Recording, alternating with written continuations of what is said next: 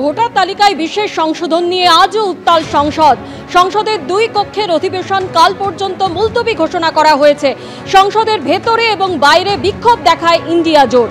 যদিও এসআইআর নিয়ে কেন্দ্র কোনো সংসদে আলোচনায় নারাজ। কেন্দ্রের বক্তব্য, নির্বাচন কমিশনের বিষয়ে তারা কি করে বক্তব্য রাখবে।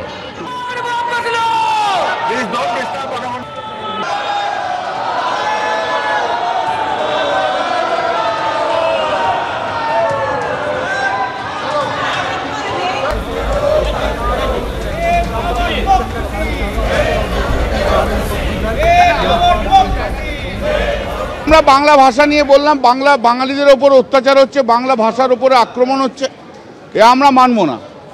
এই কেন্দ্রীয় সরকার বিজেপি যেখানে পাচ্ছে বাঙালিদের ধরে তাদেরকে অ্যারেস্ট করে দিচ্ছে, বাংলা ভাষার ওপর আক্রমণ করছে। গুয়াহাটি থেকে পশ্চিমবাংলার মানুষ যে এখানে রয়েছে তাকে নোটিশ দিয়ে দিচ্ছে, উড়িষ্যা থেকে নোটিশ দিয়ে দিচ্ছে। এ অমিত শাহ কি ভাবছে কি বাঙালিদের ভয় দেখানো যায়?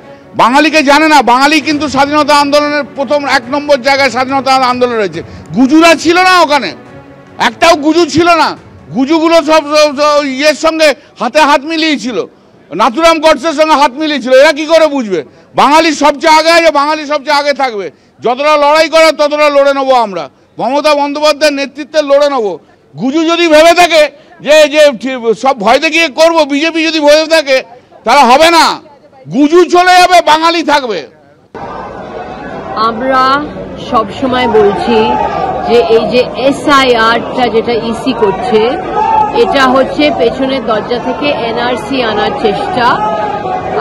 আমরা দেখছি যে প্রত্যেকটি বিজেপি রাজ্যে যেরকম ভাবে যারা বাংলা ভাষী, যারা বাংলা বলে, তাদের ওপরে অত্যাচার হচ্ছে আর আক্রমণ হচ্ছে, বাংলা ভাষার ওপর অত্যাচার হচ্ছে, বাংলাকে অপমানিত করা হচ্ছে আর বেঙ্গলকে অপমানিত করা হচ্ছে। তাই জন্য আমরা আজকে অনেকগুলো নোটিশ দিয়েছি। এখন এসআইআরটা বিহারে হচ্ছে, কিন্তু আসল লক্ষ্য হচ্ছে বেঙ্গল।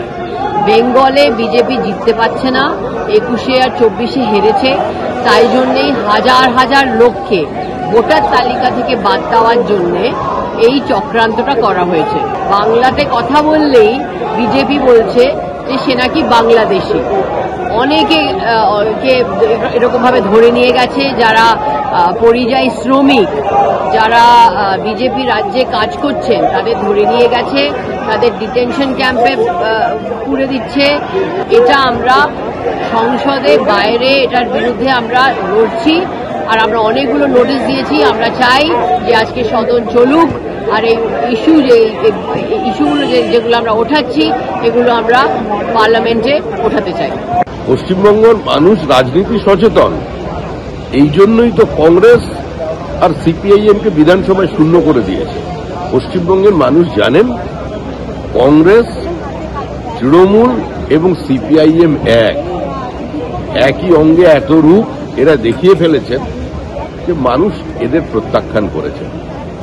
আজকে সিপিএম, কংগ্রেস এবং তৃণমূল অস্বচ্ছতার দাবিতে ভোটার লিস্টকে স্বচ্ছ করা হবে, রোহিঙ্গা মুক্ত করা হবে, বাংলাদেশি মুসলিম অনুপ্রবেশকারী মুক্ত করা হবে, ভোটার মুক্ত করা হবে,